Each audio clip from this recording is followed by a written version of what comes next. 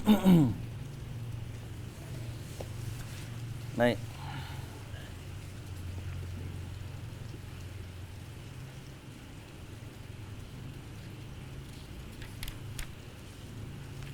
Assalamualaikum warahmatullahi wabarakatuh. Bismillahirrahmanirrahim. Alhamdulillah wassalatu wassalamu ala Rasulillah wa ala alihi wa sahbihi ajma'in. Rabbi syrah li sadri wa yassir li amri wahlul 'uqdatan min lisani yafqahu qawli, amma ba'du. Puji dan syukur bagi Allah Subhanahu wa taala, selawat serta salam atas Rasulullah sallallahu alaihi wasallam, juga atas ahli keluarga baginda, para sahabatnya dan para pengikutnya sehinggalah ke hari kiamat. Alhamdulillah, pada malam ini dapat sama-sama kita meneruskan bacaan kita pada kitab Minhajul Muslim. Dan kita berada dalam bab yang keempat, iaitulah bab ibadah. Pada minggu lepas kita bertemu dalam perbahasan solat sunat witir. Malam ni kita akan sambung bab solat sunat subuh. Hukum solat sunat subuh. Hukumnya adalah sunat muakkad seperti solat witir. Hal ini kerana solat sunat subuh merupakan solat pertama seorang Muslim pada waktu pagi, sedangkan solat witir pula penutup solat pada waktu malam.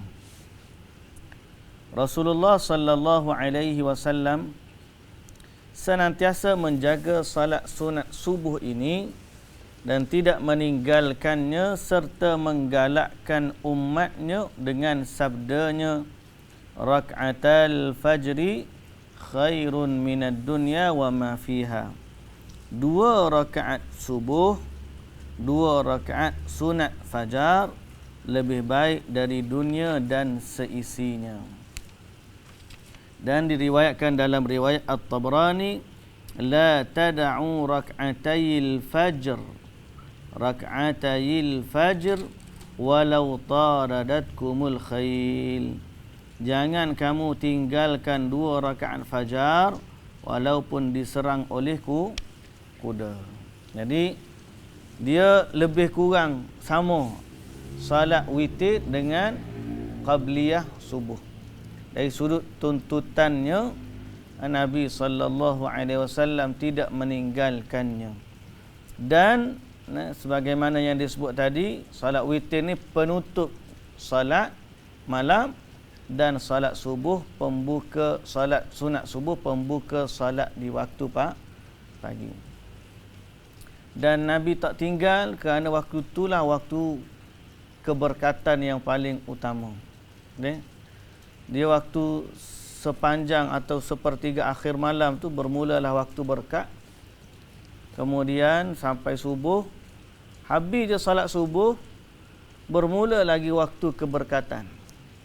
Keberkatan akhir malam dengan keberkatan awal pagi. Keberkatan akhir malam diraih melalui ibadah salat. Keberkatan waktu pagi diraih dengan bekerja. Kita nak cari kerja pun, nak buat kerja pun di awal pagi. Di awal pagi. Jadi Nabi sallallahu alaihi wasallam pernah menyatakan tentang dijadikan keberkatan pada waktu awal pagi, kan? Saya lupa lafaz matan hadis tu. Tapi nak sebutnya, dia waktu akhir malam keberkatannya diraih dengan ibadah. Waktu awal pagi lepas kita salat subuh, kemudian kita kalau orang duduk berzikir, lepas terbit je fajar, maka keluarlah bekerja di awal pagi untuk raih keberkatan. Maka kita tutup salat akhir malam dengan salat witir, dan kita buka keberkatan waktu pagi ini dengan qabliyah subuh. Sebab tu Nabi sallallahu alaihi wasallam tidak meninggalkan dua-dua ni, baik sunat witir ataupun qabliyah subuh. Dan kita dah sebut sebelum daripada ni, andai kata kita termis witir, bangun solat fajar, sembahyang witir dulu, kemudian qabliyah subuh. andai kata kita pergi masjid terlepas qabliyah subuh, maka kita boleh qada selepas daripada salat subuh ataupun qada waktu kita sembahyang duha. Kerana apa? Kerana besarnya tuntutan salat dua salat ini. Waktu salat sunat subuh, waktunya adalah di antara terbit fajar dan salat subuh, iaitu sebelum salat fardu subuh. Namun begitu, jika tertidur sehingga matahari terbit atau terlupa, mereka dianjurkan untuk mengerjakan salat sunat ini jika teringat kembali, melainkan ketika waktu zawal, itu matahari tergelincir ke arah barat waktu zuhur, ketika itu tidak perlu melakukan salat tersebut. Rasulullah sallallahu alaihi wasallam bersabda dalam riwayat Al-Baihaqi, "Man lam yusalli rak'atayil fajri hatta tatlu'a asy-syamsu falyusallihima." Siapa yang masih belum mengerjakan 2 rakaat sunat fajar sehingga matahari terbit, maka hendaklah dia mengerjakannya. Mana selepas matahari terbit pun boleh kerjakan salat qabliyah subuh. Kepada mereka yang lupa ataupun tertidur lah, ataupun datang dah sembahyang subuh. Kalau yang sengaja tak nak sembahyang qabliyah subuh, lepas duha baru nak buat. Duha baru nak buat. Masa subuh dia saja tak nak buat. Dia tahu tapi dia tak nak buat. Pelik sikit tu. Ada soalan. Dia kalau tertidur, terlupa, bangun, kena qada lah. Ataupun masa masjid, imam dah solat subuh kan. Ni memang dia ada waktu tapi dia tak semayang. Sengaja dia nak solat waktu duha. Yang tu cari pasal lah dia panggil. Yang tu kita pun tak pasti kenapa alasan dia. Mana rajin tak bertempat lah. Rajin tak bertempat. Kalau dia betul-betul nak solat, dah ada peluang waktu subuh, semayanglah pada waktu dia. Dan orang macam ni kita kena nasihatkan dia, agama ni bukan ikut suka hati dia. Agama ni mesti ikut panduan dari Rasulullah sallallahu alaihi wasallam. Kalau kita buka ruang, tak apalah, kita boleh bawa mana-mana waktu solat ke mana-mana tempat yang kita suka, maka itu akan menimbulkan fitnah dalam agama. Itu menimbulkan fitnah dalam agama. Kalau Nabi dah ajar solat 2 rakaat waktu qabliyah subuh, dah kita mampu waktu tu, solatlah pada waktu tu. Kalau kita sengaja pindahkan tempat lain, maka kita bimbang, itu akan merosakkan syariat. Okey. Rasulullah sallallahu alaihi wasallam dan para sahabat pernah tertidur di satu peperangan sehingga matahari terbit. Apabila mereka terjaga, mereka beralih sedikit dari tempat tidur mereka. Kemudian Rasulullah sallallahu alaihi wasallam pun menyuruh Sayyidina Bilal radhiyallahu anhu mengumandangkan azan. Lalu beliau melakukan salat sunat subuh terlebih dahulu. Tidak lama kemudian iqamah dikumandangkan dan baginda salat subuh. Baik, ini kalau memang dah terlepas terbit matahari. Tapi kalau kita ni bakit-bakit ada 10 minit lagi nak salat subuh, nak salat qabliyah dulu ke ataupun nak salat fardu subuh dulu? Fardu subuh dululah, kita dahulukan yang fardu dalam waktunya, kemudian yang selepas daripada tu yang sunat kita salat selepas daripadanya. Okey. Cara-cara melakukan salat sunat subuh. Salat sunat subuh dikerjakan secara ringkas dengan membaca surah Al-Kafirun dan Al-Ikhlas selepas Al-Fatihah dengan suara yang perlahan. Jika membaca surah Al-Fatihah saja pun dibolehkan. Sayyidatina Aisyah radhiyallahu anha berkata, "Kana Rasulullah sallallahu alaihi wasallam yusalli ar-rak'atayn qabla al-ghadati fayukhaffifuhuma hatta inni la ashukku aqra'a bi Fatihatil Kitab am la." Rasulullah sallallahu alaihi wasallam senantiasa mengerjakan salat sunat subuh dengan ringkas, pendek je. Sehingga aku syak apakah Nabi sallallahu alaihi wasallam baca Al-Fatihah ataupun tidak. Pendeknya sangat. Sampai Aisyah kata, Nabi baca Fatihah ke? Sampai terlalu pendek. Tapi of course lah kita kata rukun solat tu Al-Fatihah. Jadi pastinya kena baca Al-Fatihah. Cuma perbahasannya di sini menunjukkan pendeknya solat sehingga dikatakan berpada dengan Al-Fatihah. Okey. Sayyidatina Aisyah radhiyallahu anha berkata lagi, kana Rasulullah sallallahu alaihi wasallam yaqra'u fi rak'atayil fajr qul ya ayyuhal kafirun wa qul huwallahu ahad wa kana yusirru bihima. Rasulullah sallallahu alaihi wasallam membaca surah Al-Kafirun dan surah Al-Ikhlas dalam 2 rakaat salat sunat subuh serta memperlahankan suaranya. Jelas, yang ni kita biasalah buat ni. Jadi satu lagi pesanannya kepada tok-tok imam, tok-tok Bilal yang jaga masjid lah. Kita ni kalau boleh galakkan orang buat ibadat sunat. Buat ibadat sunat maknanya bagi masa untuk mereka menunaikan 2 rakaat subuh. Banyak masjid sekarang ni dia yang buat peraturan sehingga akhirnya ramai orang tak sempat solat qabliyah subuh. Macam mana? 10 minit selepas azan qamat.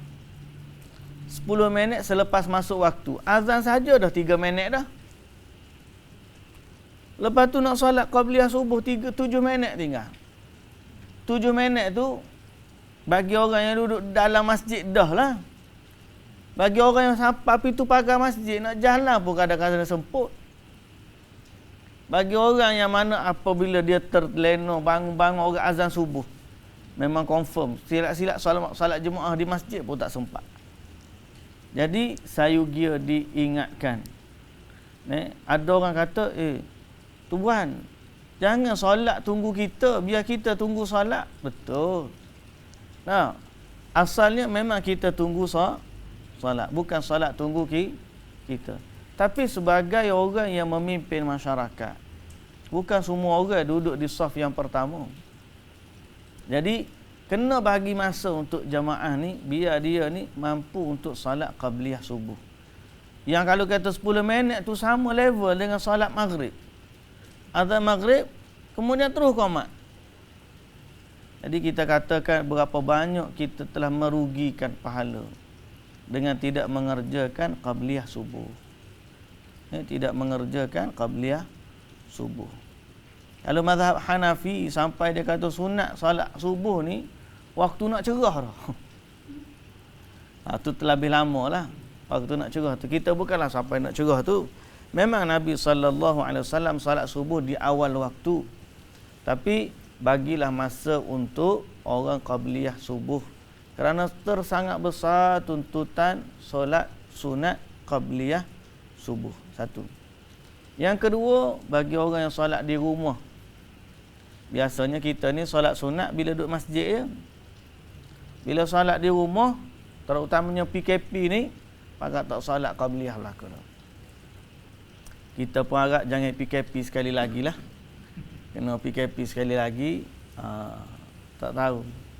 Kita bimbang ke apa? Kita bimbang orang kita ni selesa dengan penjarakan.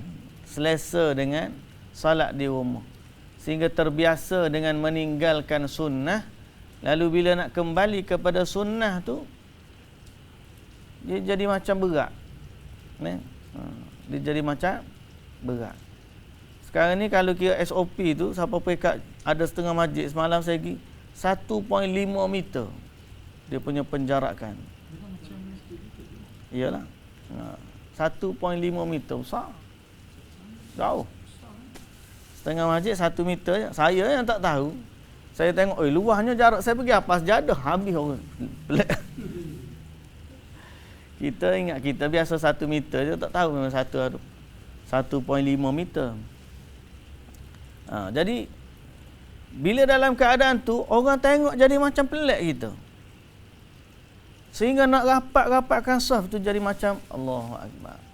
Orang tak rindu kepada saf yang rapat. Kita sangat rindu kepada saf yang rapat. Jadi isunya ialah bagaimana rindunya, cintanya kita kepada sunnah. Kepada sunnah Rasulullah sallallahu alaihi wasallam. Kalau boleh kita nak kempen orang ni biar solat qabliyah subuh belaka. Lewat sikit pun tak apalah kita solat. Okay? Kita waktu di Imam Masjid Mustaqim dulu memang kita lewatkan sikit. Siapa nak solat awal, pergilah solat. Ada masjid surau yang awal. Ni sekeliling tu semua solat awal belaka. Kalau orang terlebih solat, dia nak pergi mana? Tak ada pilihan. Paksalah dia solat subuh di rumah. Ni kalau dia kata, contohnya, okey, dia lewat ni, masjid tu qomat dah ni. Masjid ni dia lewat sikit. Kita pergi sempat solat qabliyah sini.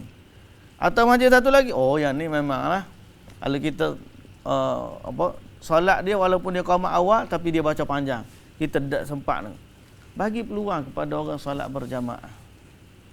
Sebab kita ni memimpin, nak ajak orang, bukan nak melarikan orang daripada solat.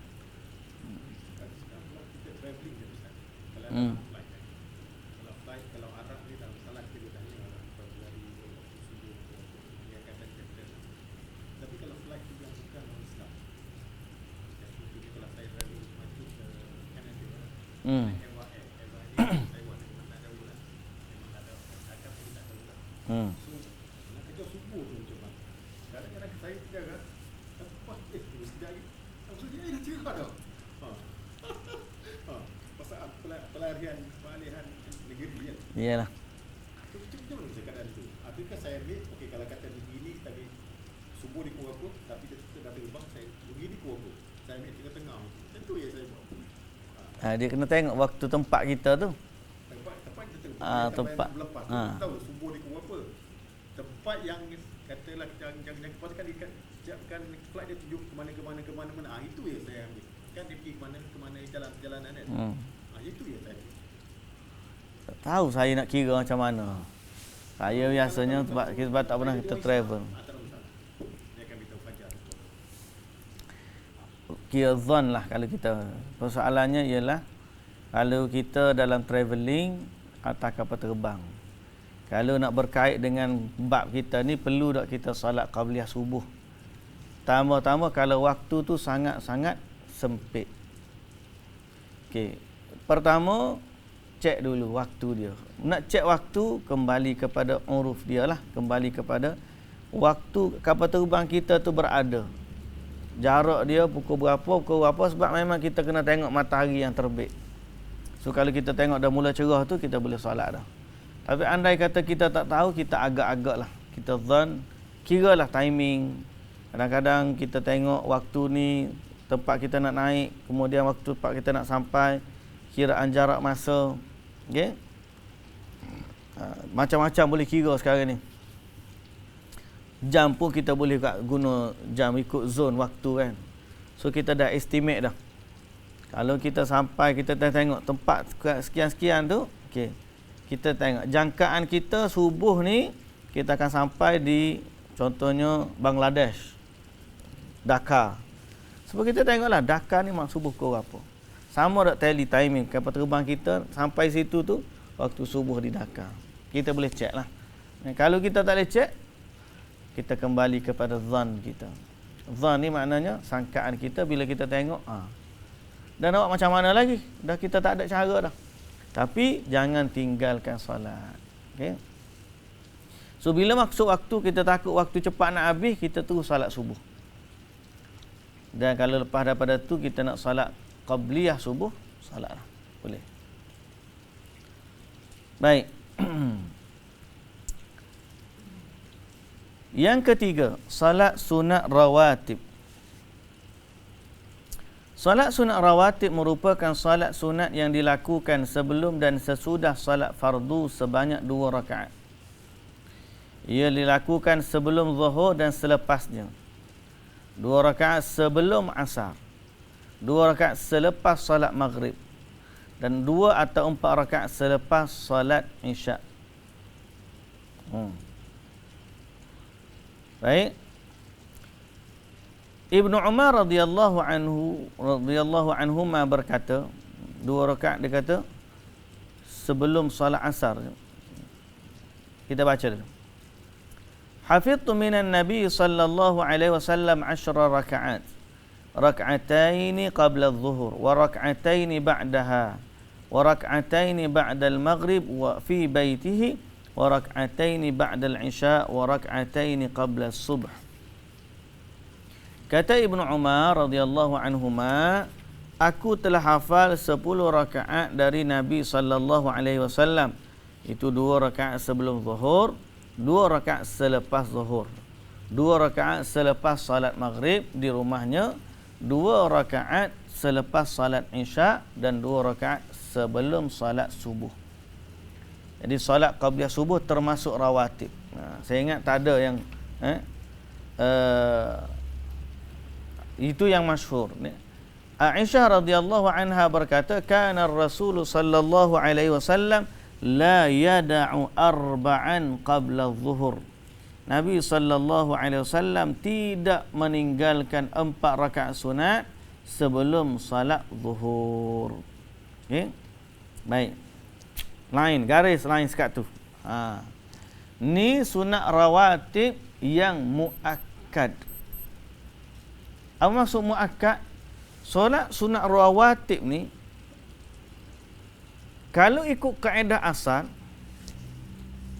apabila kita tengok hadis yang ke seterusnya, ma baina kulli adhanaini salah, antara 2 azan terdapat salat sunat. Mana kaedah umum antara azan dan iqamah ada salat. Azan subuh salat sunat, qamat salat subuh.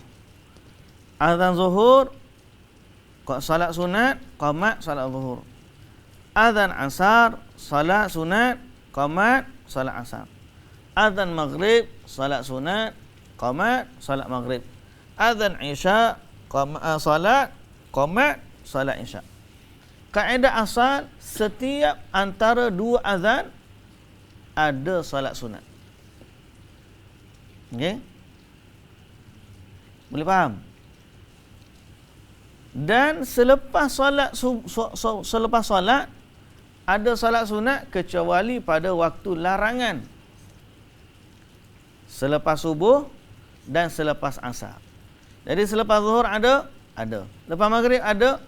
Lepas isyak ada. Itu kaedah asal. Tapi dalam banyak-banyak solat ni ada yang muakkad, ada yang tidak muakkad. Yang muakkad makna sangat-sangat dituntut ada 12 rakaat. Ada kata 10 rakaat, ada kata 12 rakaat. Dengan riwayat kata 12 rakaat. 12 rakaat tu yang mana? 4 rakaat sebelum zuhur.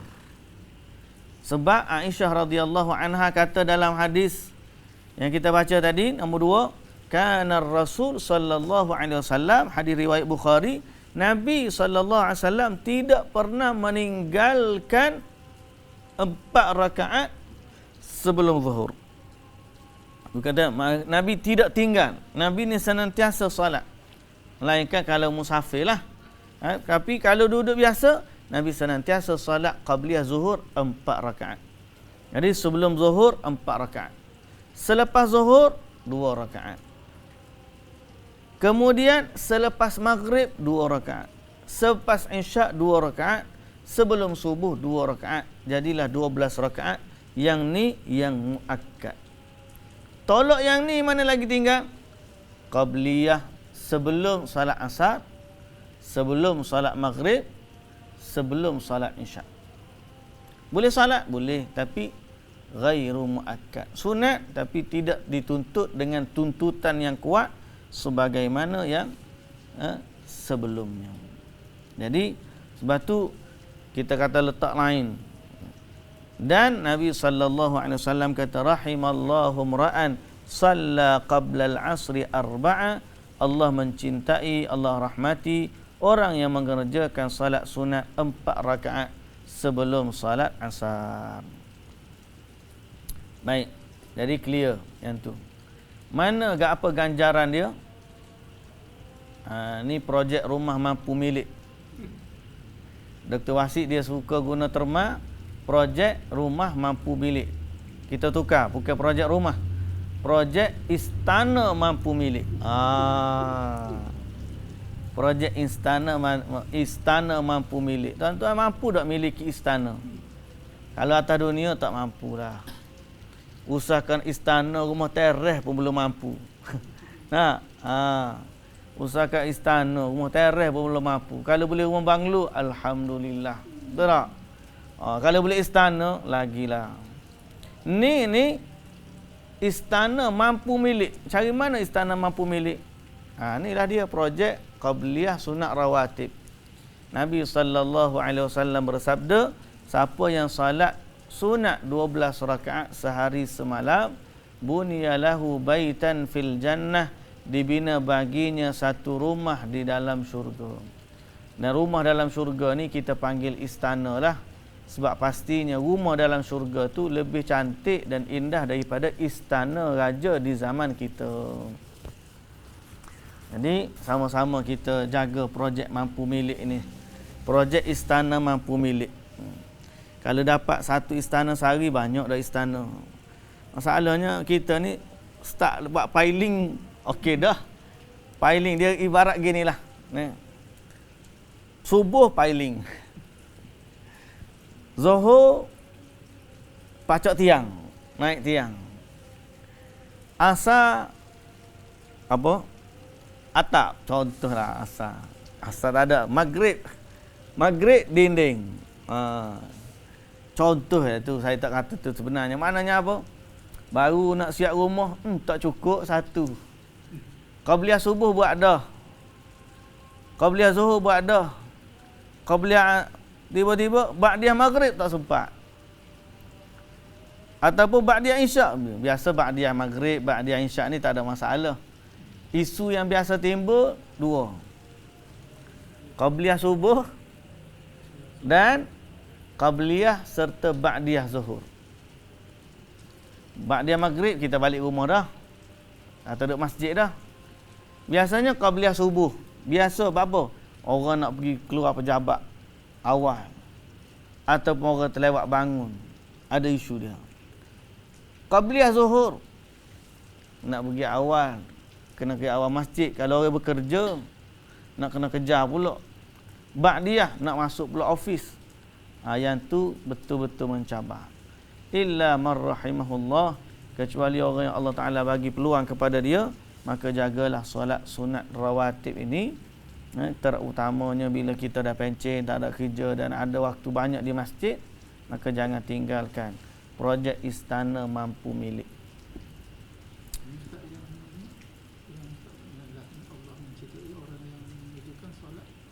Sunat 4 rakaat sebelum asar. Boleh lah. Tapi dia tak termasuk dari yang muakkad. Tak termasuk dari yang muakkad. Sebab yang muakkad yang disebut oleh Ibnu Umar tadi. Yang muakkad yang disebut oleh Ibnu Umar. Paling kurang 10. 2 rakaat sebelum zuhur, 2 rakaat selepas zuhur, 2 rakaat selepas maghrib, 2 rakaat selepas isyak dan 2 rakaat sebelum subuh. Ada riwayat kata 4 rakaat sebagaimana tak disokong riwayat Aisyah 12 rakaat, 4 rakaat sebelum zuhur.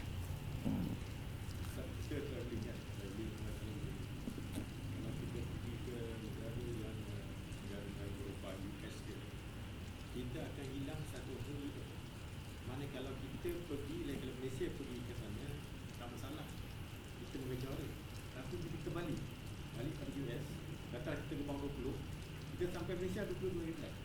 Jadi 21 itu nanti kita tak kira. Kita pun tak solat betul.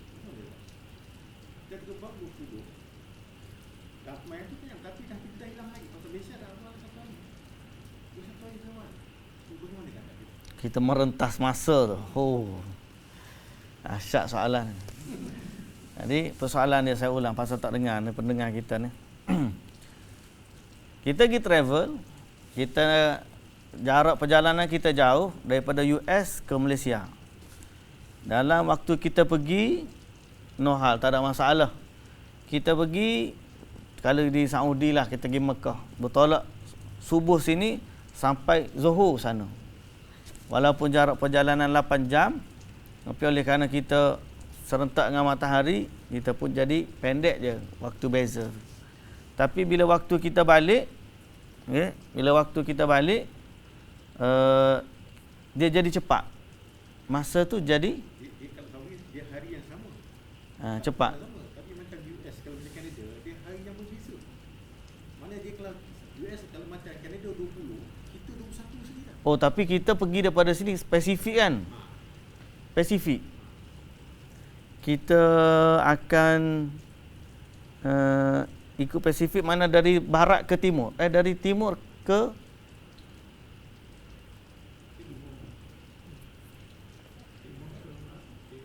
bukan timur, bukan ikut Tokyo, Jepun. Mana kita bertolak 20 hari bulan, kita sampai sana 21. Dia orang dah awal 1 hari daripada kita. Pergi tak masalah. Pergi tak masalah. Kita dulu. Kata kita dulu. Balik masa balik. Dari sana nak balik Malaysia. Malaysia dah awal 1 hari daripada dia. Kalau kita jumpa siang tu, kita balik. Dia malam. Bila kita balik, dia bertolak sana 20 hari bulan, sampai sini dah 21. 22. Oh, plus 2 bukan plus 1. Itu. Oh. Kurang umur lagi tanya. Muda balik 1 hari. Apa inna salata kanat 'alal mu'minina kitaban mawquta. Salat waktu yang setepat kita. Dan kita waktu tu kita salat, kiraan tarikh hari bulan tu tak kisahlah. Tapi oleh kerana perjalanan kita tu tak tempuh waktu solat, jarak kita perjalanan, ada tak waktu dalam solat tu, perjalanan tu berapa jam dia? 20 jam.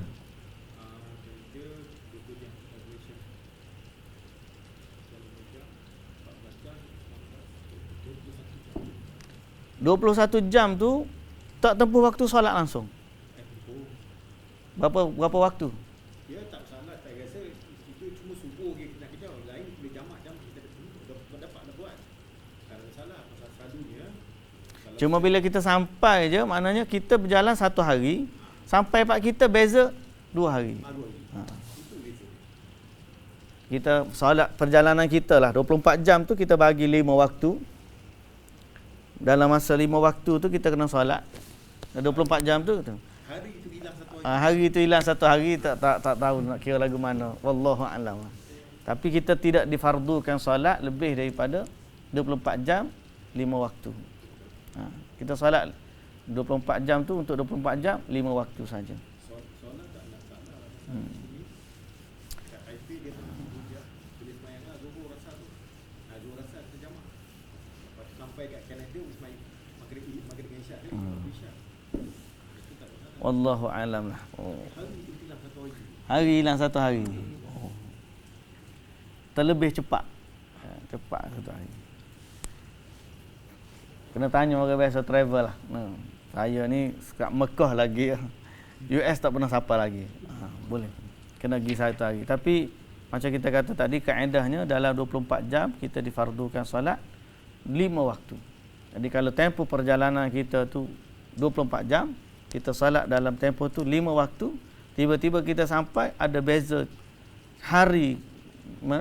Beza hari tu kita tak kena qada lah. Tak kena qada. Wallahu a'lam. Baik, hukum seterusnya salat sunat mutlak. Salat sunat mutlak ni panjang juga. Kita perhabiskan sebab kita akan berhenti pada jenis-jenis salat sunat. Salat sunat mutlak, kelebihan salat sunat mutlak. Salat sunat mutlak mempunyai kelebihan yang besar. Salat sunat mutlak ni maknanya macam air mutlak.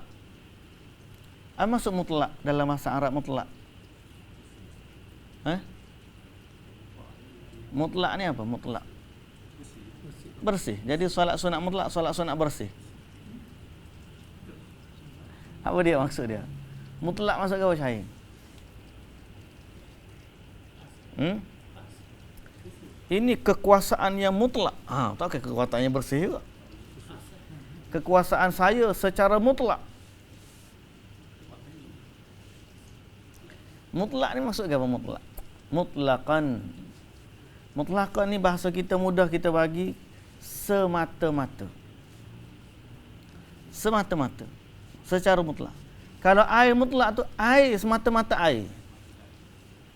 Tak jadi lagi air teh, tak jadi air kopi, tak jadi air acak, tak jadi air apa? Air yogurt. Tak jadi air najis. Air semata-mata air. Nama dia air mutlak.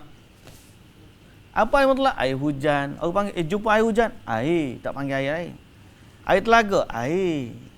Air sungai? Air. Walaupun nama dia air sungai, tapi air tu masih lagi air semata-mata air. Tapi kalau dah campur teh, air teh. Jadi lain lah daripada sifat semata-mata air. Sunat mutlak ni makna salat sunat semata-mata sunat. Sebab apa? Tak ada salat sunat je. Semata-mata.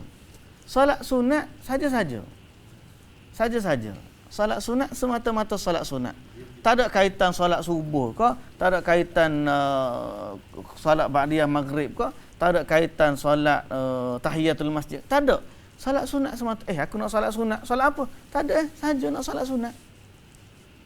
Jadi dia panggil salat sunat mutlak. Okey? Jadi salat sunat mutlak ni mempunyai kelebihan yang besar. Rasulullah sallallahu alaihi wasallam bersabda, "Ma adina Allahu li'abdin fi syai'in afdala min rak'ataini yusallihima."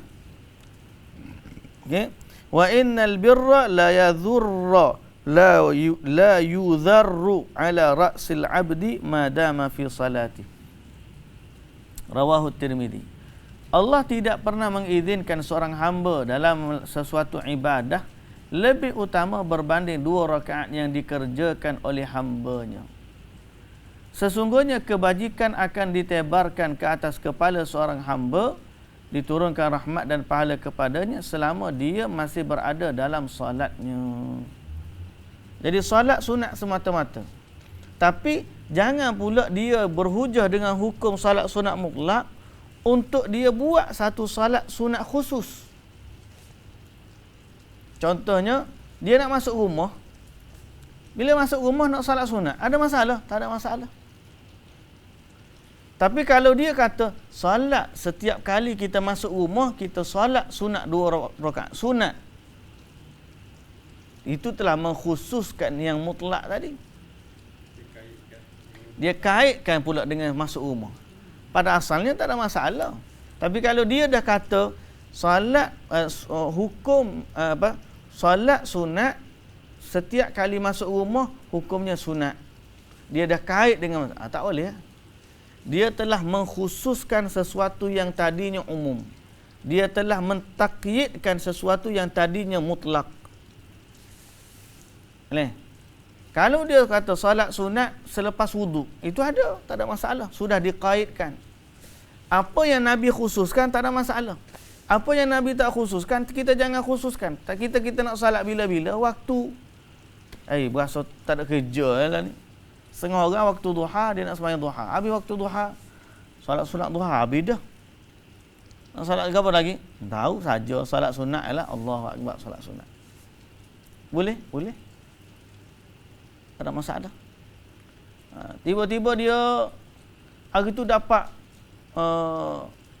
hijau. Dia nak sujud syukur, sujud dah syukur, tapi nak salat sunat 2 rakaat. Lepas tu ada masalah. Tapi jangan dikaitkan ni adalah salat syukur. Tak boleh. Salat sunat mutlak ni secara mutlaknya dia bila-bila masa dia boleh solat.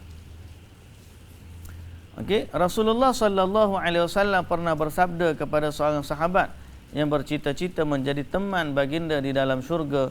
Nabi kata, "A'inni ala nafsika bi kathratis sujud." Bantulah aku untuk dirimu sendiri dengan memperbanyakkan sujud.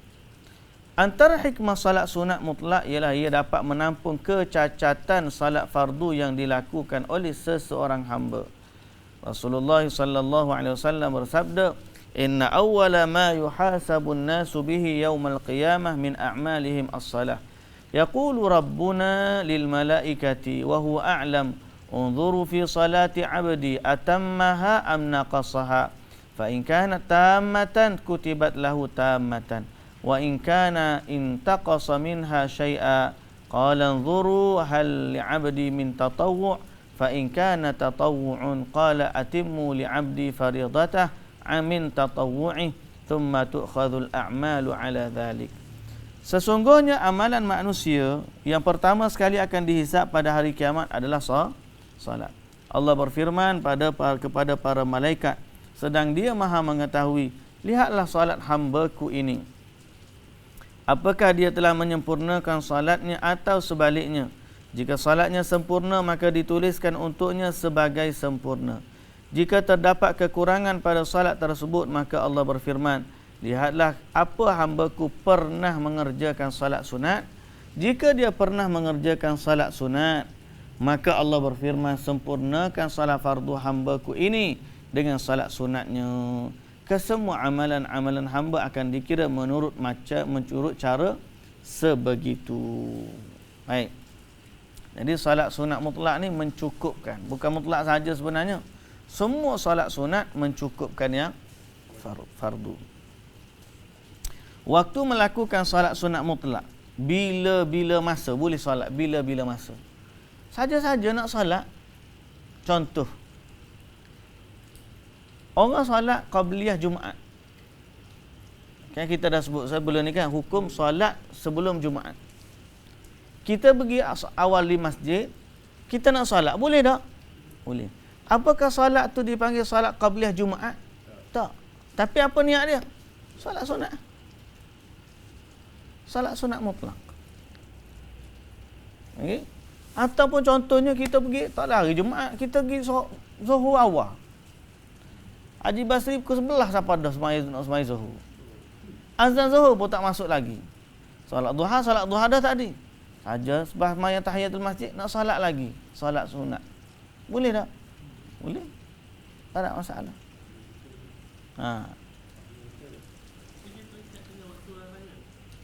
Dan tetapi salat sunat mutlak terikat dengan waktu larangan. Maknanya dia tidak boleh disalat waktu larangan salat. Bila-bila masa yang kita sebut tadi, bila-bila masa yang dibenarkan salat. Tapi bila sampai waktu larangan salat, dia tak boleh. Seperti waktu selepas salat subuh sehingga terbit matahari, selepas terbit matahari sehingga tegak dengan kadar tombak, okey. Terbit matahari sehingga tegak kadar tombak. Ini betul-betul waktu terbit matahari itu. 20 minit lah kita katakan, 15 minit selepas terbit matahari. Terbit matahari betul-betul terbit tu masih lagi dalam waktu larangan. Dia ada beza antara terbit matahari dengan waktu larangan. Waktu larangan ni, terbit matahari itu adalah berakhirnya waktu subuh. Tapi belumlah boleh lagi salat sunat. Bila salat sunat boleh? 15 minit lepas terbit matahari itu naik kadar satu rem, kadar rum, kadar tombak, maka barulah boleh salat sunat. Bukanlah terbit matahari itu berakhirnya larangan. Tak. Terbit matahari berakhirnya waktu subuh. Tapi larangan masih lagi ada. Sehingga bila? Sehingga matahari sekadar, orang kita panggil satu galah. Satu galah. Lebih kurang 15 hingga 20 minit selepas salat, selepas terbit matahari. Paling selamat 20 minit lah. Okay? Yang seterusnya, matahari bertegak di atas langit sehingga tergelincir. Sebelum salat zuhur sekitar 15 minit juga. Okay? Selepas salat asar sehingga matahari terbenam. Dan ketika langit kekuning-kuningan sehingga maghrib. Waktu langit kekuningan sehingga waktu maghrib. Ni waktu larangan. Kalau saja-saja nak solat tak boleh. Tapi kalau waktu ni nak solat fardu, selepas subuh sebelum terbit matahari, tak semayang subuh lagi, semayang. Ataupun waktu solat sunat yang bersebab, main tahiyatul masjid masuk, ada sebab, bukan sebab kerana matahari itu, sebab kita datang. Atau solat jenazah, ada sebab kan? Ada sebab. Jadi kita boleh solat. Rasulullah sallallahu alaihi wasallam bersabda kepada Sayyidina Amr bin Abbasah radhiyallahu anhu, dia kata, "Salli salatas subhi thumma aqsir 'anis salati hatta tatlu'a wa tartafi' fa innaha tatlu'u baina qarnay syaitan wa hina idzin yasjudu lahal kuffar. Thumma salli fa inna as-salata mashhudatun wa mahduratun حتى يستقل الظل بالرمح ثم أقصر عن الصلاة فإنه حينئذ تسخر جهنم أي يوقد عليها فإذا أقبل الفيء فصل فإن الصلاة مشهودة ومحظورة حتى تصلي العصر ثم أقصر عن الصلاة حتى المغرب حتى تغرب الشمس فإنها تغرب بين قرني شيطان فحينئذ يسجد لها الكفار." أو كما قال النبي صلى الله عليه وسلم. Wahai Amr, lakukanlah salat subuh. Setelah itu jangan kerjakan salat sehingga matahari terbit. Kerana dia terbit di antara dua tanduk syaitan. Ketika itu orang-orang kafir sujud kepadanya. Sujud kepada siapa? Matahari. Jadi kenapa dilarang waktu ni salat? Kerana tak nak menyamai orang kafir.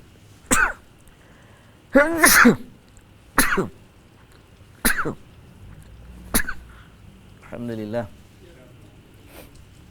Kerana tak nak menyerupai orang kafir. Waktu matahari naik tu, orang kafir tengah tunggu. Naik matahari dia pun, ada pun upacara. Apa dia? Agama Majusi sembah matahari, ajar api. Majusi ni api. Penyembah matahari. Adakah agama penyembah matahari? Tak pernah jumpa. Saya tak pernah jumpa. Baca dalam kitab lah. Orang sembah matahari kan ada. Jadi penyembah matahari ni, kalau kita tengok Shinto Jepun. Jepun ni antara, sebab dia negara matahari terbit. Kira matahari tempat dia ni awal. Kalau kita tengok antara penyembah matahari, bukan Shinto je, macam-macam lagi lah. Macam-macam.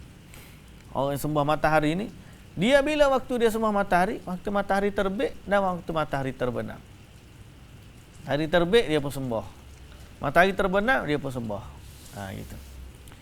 Jadi Nabi kata apa? Ketika itu orang kafir sujud kepadanya. Sesudah matahari terbit, salatlah, kerana dia disaksikan dan dihadiri oleh para malaikat, sehinggalah bayang-bayang sama panjang dengan tombak. Bayang-bayang sama panjang dengan tombak. Janganlah kerjakan salat saat itu kerana neraka Jahannam sedang dinyalakan. Bila dekat-dekat nak Zuhur tu, matahari dah naik sampai tengah hari berhenti. Sebab apa? Kerana waktu tu neraka Jahannam sedang dinyalakan. Waktu kemuncak panas. Matahari tengah atas kepala ni panas. Apabila muncul bayang, lepas tegak tu, keluar bayang. Keluar gelincir matahari. Gelincir matahari, salatlah kerana dia disaksikan dan dihadiri sehingga kamu salat asar. Setelah itu jangan salat sehingga matahari terbenam, kerana waktu itu dia terbenam di antara dua tanduk syaitan dan orang-orang kafir sujud kepadanya. Okey, sujud kepadanya. Jadi orang kafir ni sujud waktu matahari terbit, matahari terbenam. Dan Islam melarang kita menyerupai orang kafir. Okey, menyerupai orang kafir. Tapi kalau waktu tu ada sebab lain daripada matahari dan lain daripada salat sunat mutlak, dibenarkan. Okey. Baik, hadirin dan hadirat, tak ada hadirat ni. Pendengar yang dirahmati Allah. Mengerjakan salat sunat secara duduk. Boleh mengerjakan salat sunat secara duduk. Orang melaksanakan salat sunat secara duduk dapat pahala, dapat separuh pahala berbanding orang solat secara berdiri. Rasulullah sallallahu alaihi wasallam bersabda, "Salatul rajuli qa'idan nisfu salah." solat seorang lelaki dalam keadaan duduk, pahalanya separuh solat. Ni bagi orang yang mampu. Bagi orang yang mampu. Bila dia ada pilihan, mampu tapi nak solat duduk, waktu solat sunat boleh. Sebab apa? Sebab asal pada solat sunat ini dibina atas keringanan. Solat sunat ni dibina atas keringanan. Bila kamu nak solat, mudah-mudahkanlah. Boleh solat. Sampai Nabi SAW atas kenderaan pun, bukan ginilah Nabi atas kenderaan, Nabi solat gini ni nak bawa kereta pula. Nabi ada kereta. Atas kenderaan pun Nabi solat sunat. Pasal apa? Dibina atas keringanan. Solat fardu tak boleh. Nabi akan berhenti, Nabi turun, solat berdiri. Baik. Sekarang sekiranya hadis ni, apakah hadis ni terpakai pada orang yang tak mampu? Dia tak mampu duduk. Dia tak mampu. Dia tak mampu berdiri, dia mampu duduk. Dia duduk tu bukan sebab dia nak duduk, tapi kerana dia terpaksa duduk. Maka orang macam ni kita mengharapkan dia mendapat pahala penuh kerana dia ada keuzuran untuk solat berdiri. Okey, adapun solat yang dia ada pilihan nak duduk ke nak diri, tiba-tiba solat sunat dia kata aku nak sembahyang duduk ah. Bukan kerana dia sakit dak, memang dia mampu saja je. Tahu berasa malam ni solat duduk jelah. Kira Allahu akbar. Boleh tak? Dia tak sakit tak apa nak solat duduk. Boleh. Boleh. Tapi dalam keadaan tu dia dapat setengah pahala berdiri.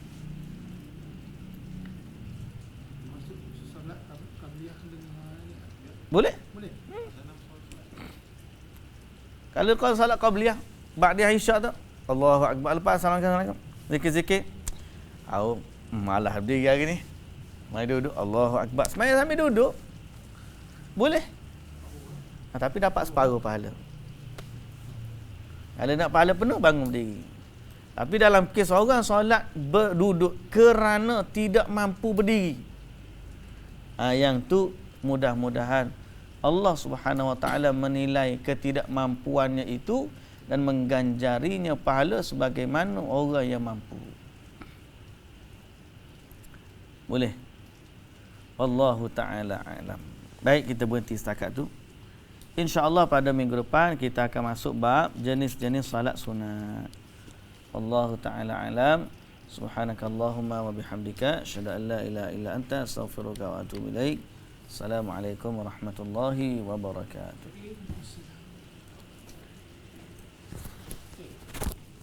Okey, ada. Berapa orang tengok? 20. 30. Okey ya.